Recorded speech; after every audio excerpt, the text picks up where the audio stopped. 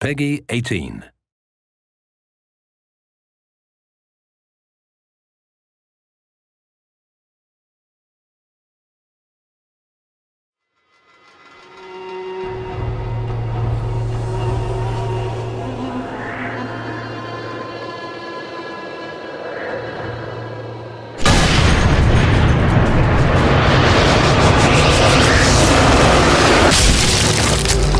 The kill cam is a key part of Sniper Elite. We introduced it in the first game as a way to track the bullet in slow motion from the player's gun all the way to their target.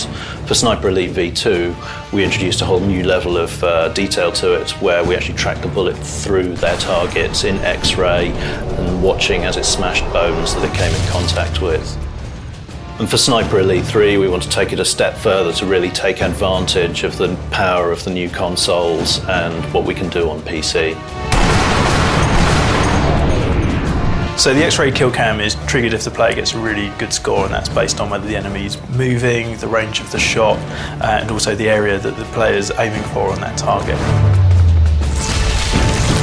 So within the Sniper Elite franchise, the kill cam really gives us a chance to experiment a bit more with the sound while the rest of the game stays relatively realistic. We took the sounds of cars and aeroplanes and other high-speed vehicles, laid them on top of each other, stretched them out, played with the pitch, really kind of conveyed that feeling of speed and the fact that you were travelling with that bullet.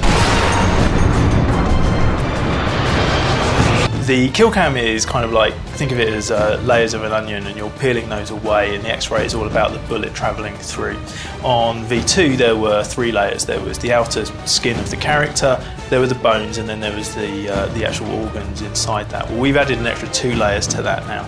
There's a full muscle tissue layer and also a circulatory system, and the layers that were there have been comprehensively reworked. So there's a difference with when the bullet hits the bone over the kill cams we had in V2. There we had sort of predefined areas where the bone could snap because we had to set it up all beforehand.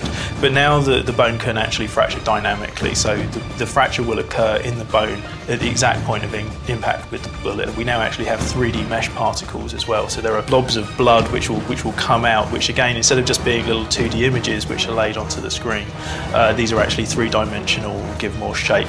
So the whole thing sort of just comes together to give you a greater sense of the bone shattering in a more realistic manner. One of the key reasons for going into all that detail is to illustrate why people were so frightened of snipers in World War II, or indeed in any conflict. The damage done by a sniper bullet is considerable, and so we're not flinching away from that, and we're showing to the player what it is that they are doing, playing as Carl Fairburn himself, the elite sniper, why the enemy is so frightened of him. So obviously the money shot of the kill cam is that final bullet impact, and we really wanted to get across the kind of breaking of bones and the splitting of organs and that tearing of muscle and sinew. So we took a little trip down to local grocers and bought all manners of fruit and veg and spent a few days snapping them and twisting them, breaking them, squishing them between our hands to get the squelchy and cracky noises that we needed for all of the bones and organs.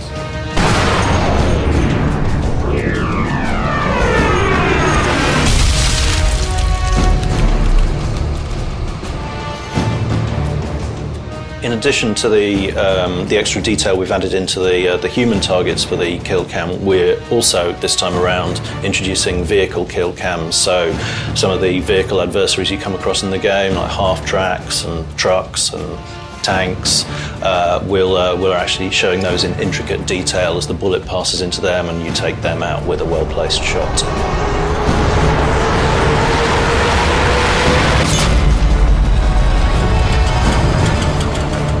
We're really pleased with the way everything's coming together, and we're looking forward to showing you more of what we've been talking about in the run-up to the release of the game.